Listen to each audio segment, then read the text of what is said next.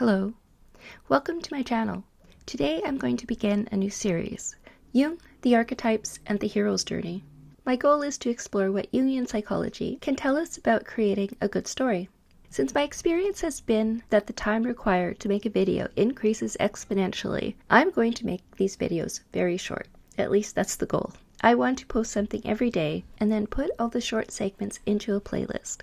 Today, I would like to begin talking about the shadow. Specifically, I'm going to explore the question, if writing a good story has anything to do with an understanding of the human condition, then if something helps us understand the human condition, perhaps that same something can help us write better stories.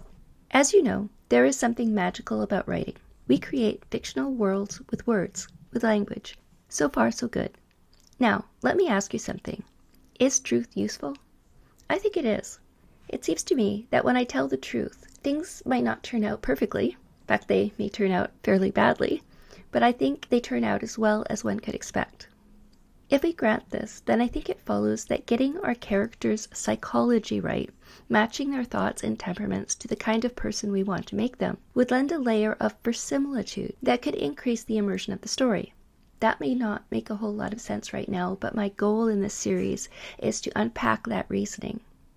With that in mind, in the next few videos, I would like to try to outline how Jung's way of seeing us and our place in the world could help you and I write better stories. Today, I'm going to begin by talking about the shadow. There, you can see on the screen I've put up an index about what I'm going to talk about today. I'm going to go over what are the archetypes, why should we care about the archetypes, what is the shadow? I'm still trying to figure all this out, so in what follows, I'm going to read quite a bit from Jung's work. First, what are the archetypes? What is an archetype? Jung writes, archetypes are complexes of experience that come upon us like fate, and their effects are felt in our most personal life. From the unconscious there emanate determining influences which, independently of tradition, guarantee in every single individual a similarity and even a sameness of experience, and also of the way it is represented imaginatively. One of the main proofs of this is the almost universal parallelism between mythological motives, which, on account of their quality as primordial images, I have called archetypes. 1a. There is no canonical list of archetypes.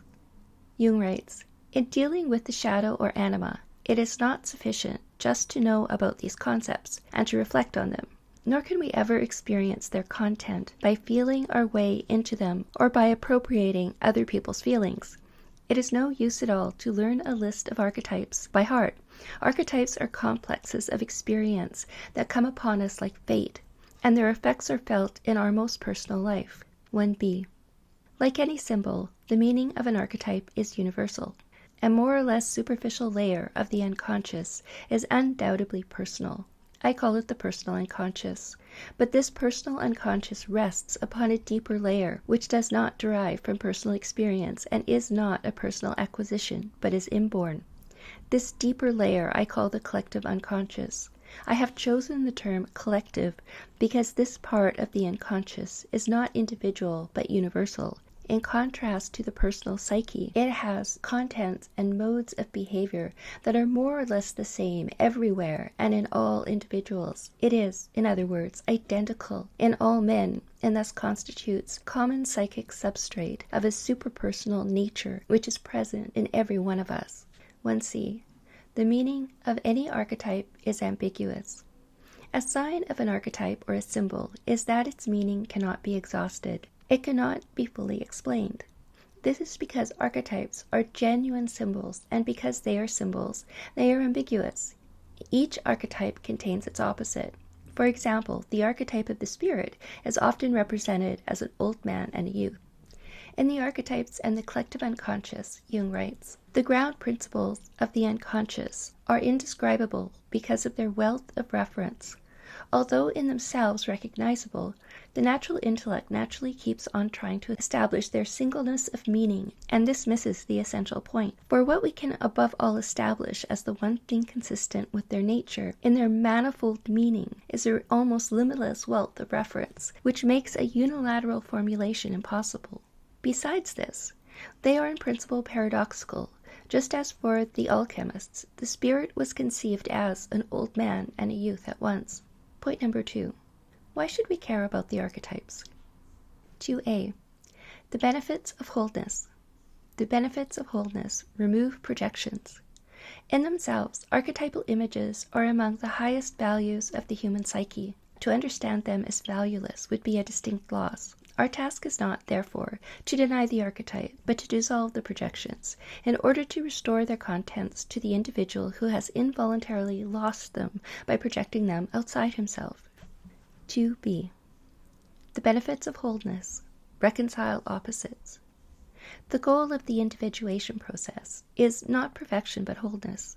Within this model, adaptation to the collective culture is not the ultimate goal. The result of individuation is the wisdom of the wholeness of life, the good and the evil, the light and the dark.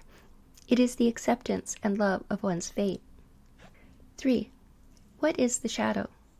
3a. The shadow protects the psyche by projecting the person's flaws onto others. Psychological projection.